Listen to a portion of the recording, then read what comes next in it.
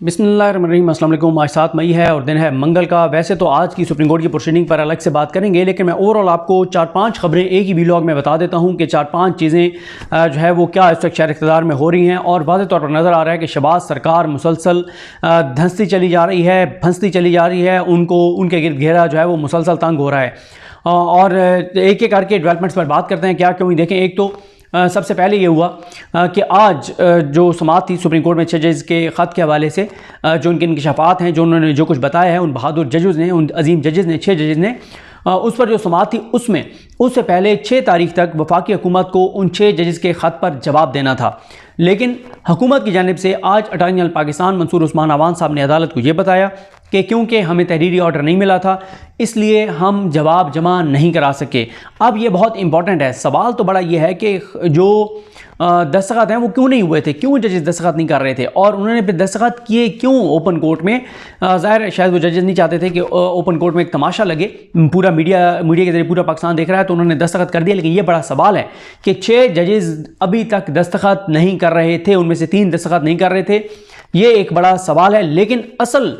जो इसमें एक और चीज़ है वो ये है कि हुकूमत ने बहरहाल जवाब जमा नहीं कराया, और हुकूमत का जवाब जमा ना कराना बताता है कि कहाँ पे टांगी हुई हैं, समझ आ नहीं रहा, जाएँ तो जाएँ कहाँ, करें तो करें क्या।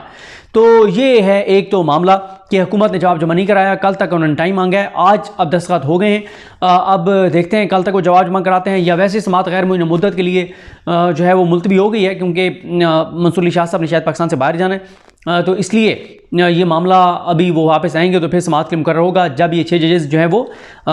पूरे होंगे, तो मुकम्मल होंगे। तो दूसरा जो मामला है, देखें, काजी साहब जो है वो उनके हवाले से बहुत सी इंटरनल ख़बरें आ रही हैं और वकला जो है वो बहुत से दावे कर रहे हैं। मैं उस पर काम कर रहा हूँ कि कोई चीज़ें, कोई थोड़ी सी सॉलिड चीज़ साथ हाथ आए, पता चले तो फिर आपके साथ जो है वो शेयर की जाए। दूसरा जो मामला है वफाकी हुकूमत के लिए, शहबाज सरकार के लिए, वो भी भयानक है, खौफनाक है। और वो ये है कि एक और जज साहब के हवाले से खबर आ गई है, और वो जज साहब हैं जस्टिस मोहसिन अख्तर कियानी साहब। जस्टिस मोहसिन अख्तर कियानी साहब के खिलाफ जो मुहिम चली है उस पर भी मोहसिन अख्तर कियानी साहब ने ख़त लिखा है चीफ जस्टिस आमिर फ़ारूक साहब को, और आमिर फ़ारूक साहब को अब बताया जा रहा है कि एडमिनिस्ट्रेटिव कमेटी जो है, हुसैन चौधरी साहब आलिजा के साथ वीलॉग में बता रहे थे कि जो एडमिनिस्ट्रेटिव कमेटी है जिसमें आमिर फ़ारूक साहब हैं, मोहसिन अख्तर कियानी साहब हैं, मियां गुल हसन औरंगज़ेब साहब हैं, उसमें यह तय हुआ है कि अब तौहीन अदालत की कार्रवाई शुरू की जाएंगी। मोहसिन अख्तर कियानी साहब का मामला हो या बाबर सत्तार साहब पे तो मैं डिटेल में सेकंड लास्ट वीडियो में या लास्ट वीडियो में आपको बता चुका हूँ। लेकिन उसमें अब मसला ये है कि इस वक्त तक जब मैं ये वीडियो रिकॉर्ड कर रहा हूँ अभी तक तो बेंच बनने की खबर नहीं आई, लेकिन साथ एक और बड़ी खबर आ गई है, और वो ये है कि आज आमिर फ़ारूक साहब chief justice Islamabad high court, उनकी कॉज लिस्ट मनसूख कर दी गई,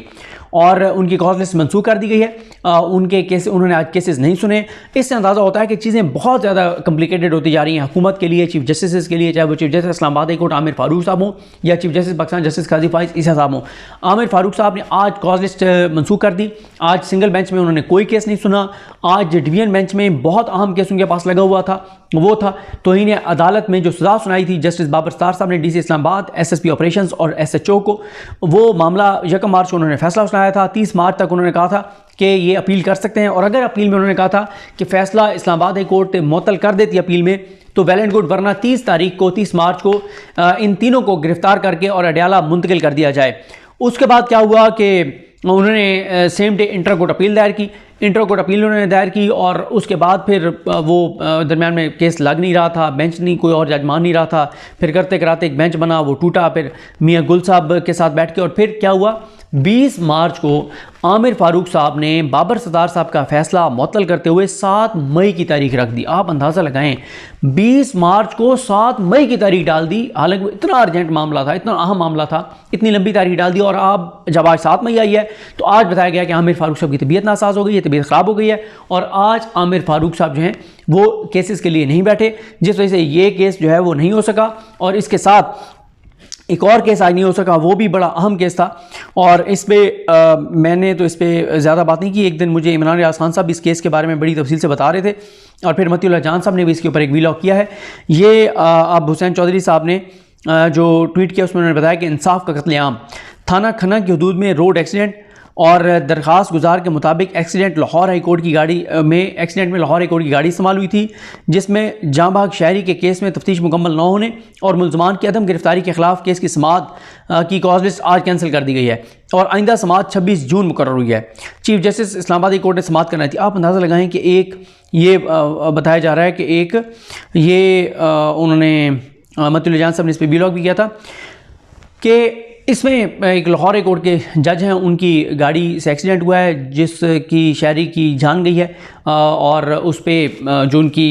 FIR है ना उस पर तफ्तीश हो रही है, ना ज़िम्मेदारान को गिरफ़्तार किया जा रहा है। ये केस भी आज लगना था और आप अंदाज़ा लगाएं कि 7 मई मतलब एक शहरी की जान चली गई, सारा कुछ, और समाअत कब के लिए मुकर्रर कर दी, 26 जून के लिए। आप इसी से अंदाज़ा लगाएं कि किस तरह से हमारे मामला चल रहे हैं। लेकिन हुकूमत के लिए जो बड़ा एक मसला है वो एक तो यही है कि मतलब आप इस्लामाबाद कोर्ट में अगर 2 तोहीन अदालत की कार्रवाइयाँ शुरू होती हैं तो ये मैं बड़ी तफसील के साथ बता चुका हूँ कि पाकिस्तान की 77 साल तारीख़ में, अदालती तारीख़ में ये पहली मरतबा होगा कि किसी जज की इस तरह से कॉन्फिडेंशियल इंफॉर्मेशन, ज़ाती इंफॉर्मेशन जो सरकारी इदारों के पास है, रियासी इदारों के पास है, उसको लीक करने पर तोहीन अदालत की कार्रवाई शुरू होगी। फिर क्या होगा, बेंच कौन होगा, ये सारी चीज़ें जो है वो देखने वाली होंगी। और साथ ही इसमें जो अब बाकी मामला आपके सामने हैं कि कॉज लिस्ट आज मनसूख हो गई है, आमिर फारूक साहब बैठे नहीं हैं और DC इस्लामाबाद वाला केस भी नहीं हुआ, हालांकि बहुत इंपॉर्टेंट था। और मियां गुल हसन औरंगज़ेब साहब ने कहा था कि हम अगली समाअत तक सिर्फ ये फैसला मुअत्तल कर रहे हैं, और अगली समाअत आज थी जो कि आमिर फारूक साहब की तबीयत नासाजी की बुनियाद बताई गई है और उस बेस पर उनकी वो आज अदालत में नहीं बैठे। उसके बाद अगली खबर ये है जनाब कि बुकला के अंदर ये बहुत ज़्यादा बात हो रही है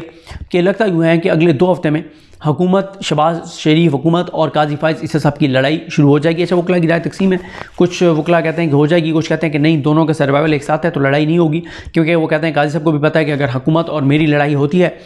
तो फिर उसका बेनिफिशरी जो है वो इमरान खान होगा। तो इसलिए हुकूमत और मुझे मिल के इमरान खान का रास्ता रोकना चाहिए, क्योंकि ये बात तो अब हमारे बहुत से सहाफ़ी दोस्त कर रहे हैं कि काजी फाइज इस साहब ये समझते हैं कि पाकिस्तान का सबसे बड़ा मसला ना मईशत है, ना मुआशी क्राइसिस है, ना सियासी अदम इस्तेहकाम है, ना दहशत गर्दी है, ना बदअमनी है, ना बेरोज़गारी है, ना महंगाई है, ना मुदाखलत है, ना साजिश है, कुछ भी नहीं है। पाकिस्तान का सबसे बड़ा मसला काजी फाइज ईसा साहब ये समझते हैं कि वो इमरान खान है और मुझे इदारों को और हुकूमत को मिल के इमरान खान का रास्ता रोकना चाहिए। ये बातें अब खुलेआम हो रही हैं और ये बहुत अफसोसनाक और तशवीशनाक है। लेकिन अब ये बताया जा रहा है और ये तज्ज़िये किए जा रहे हैं वकला की जानिब से कि हुकूमत और काजी फाइज साहब की लड़ाई शुरू हो सकती है, और उसकी बुनियाद वो ये कहते हैं कि देखें, काजी फाइज साहब चीफ जस्टिस पाकिस्तान बने, इन 6 माह में काजी फाइज साहब ने वो चीज़ें नून लीग के हक़ में की जो नून लीग तसव्वुर भी नहीं कर सकती थी, जो कोई पाकिस्तान का शहरी तसव्वुर नहीं कर सकता था कि काजी फाइज साहब इमरान खान के ख़िलाफ़ नून लीग के साथ मिल के इस हद तक चले जाएंगे। तो वो ये कहते हैं कि जब काजी साहब ने अपना करियर तबाह कर लिया, अपनी लेगेसी तबाह, करियर तो खैर वो पूरा करके जा रहे हैं, मतलब लेगेसी तबाह कर ली, उन्होंने अपना नाम तबाह कर दिया, मतलब किस तरह की उनके बारे में ज़बान इस्तेमाल होती है कि उनके नाम पे लोगों का रिएक्शन क्या होता है, ये सारी चीज़ें आप देख लें। उन्होंने अपना सब कुछ तबाह कर दिया। इसके बदले में उन्होंने मांगा तो मांगा क्या, एक चीज़ मांगी और वो थी कि मुझे जनरल फैज़ का सर चाहिए, जो भी हो मुझे जनरल फैज़ का सर चाहिए। इसके लिए उन्होंने आते ही फैज़ाबाद धरना कमीशन,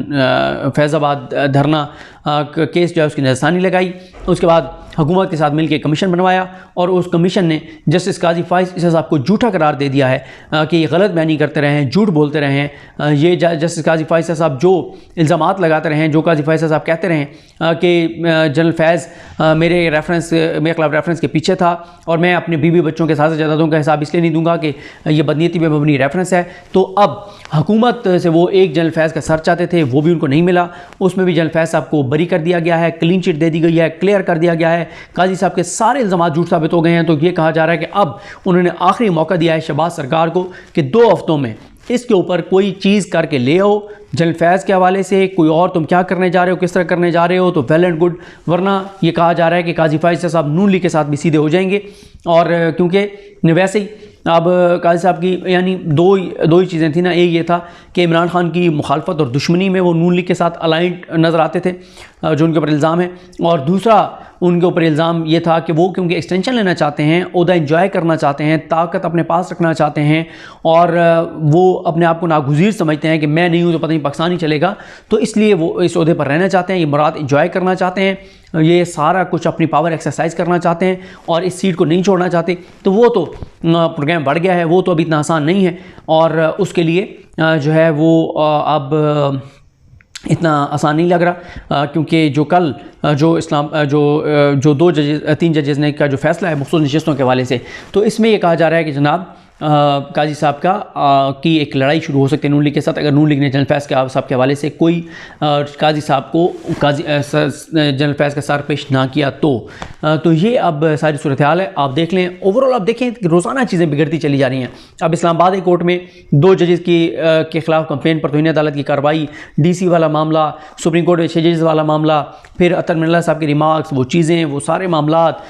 फिर फैज़ाबाद वाला मामला और आमिर फ़ारूक साहब के लिए मुश्किलात। तो